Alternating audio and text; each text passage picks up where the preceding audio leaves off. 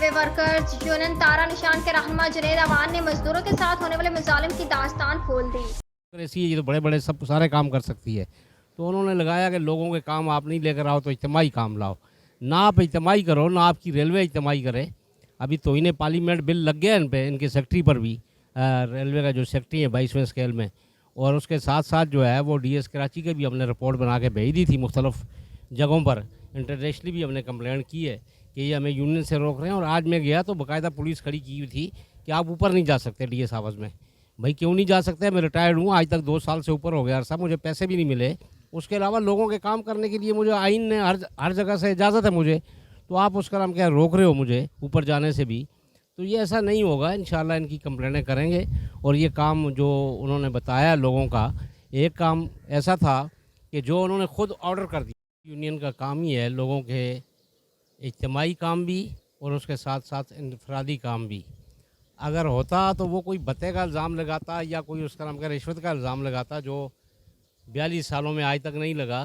आपको सारा पता है कि काफ़ी दफ़ा उसका नाम क्या FIR भी कटी, हमने जेल भी गए और उसका नाम क्या सारे केस भरी हुए, बाइज़्ज़त भरी हुए कोर्टों से। तो अब वो काम जो है वो असल बात की तरफ आ नहीं रहा, तो वो जवाब दे रहा है कि क्योंकि उसने कमेटी की तौहीन की है। स्पेशल कमेटी कौमी असम्बली की जो है उसका हमने नोटिस ले लिया, दे दिया ऊपर। इंशाल्लाह वो भी उसका नाम क्या करेंगे फ़ैसला।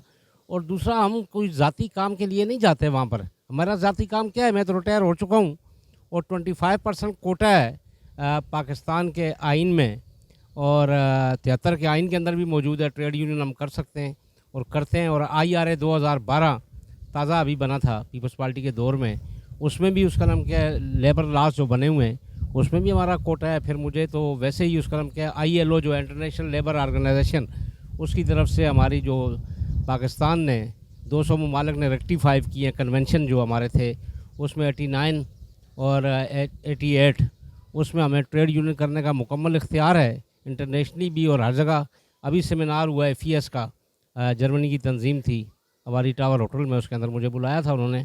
तो अब DS साहब जो है वो और कुछ नहीं कर रहे, उसी के जवाब ये अच्छा हो गया कि तरदीदें कर रहे हैं कि वो काम लेकर उम्दा में पकाएं और जी भर के खाएं।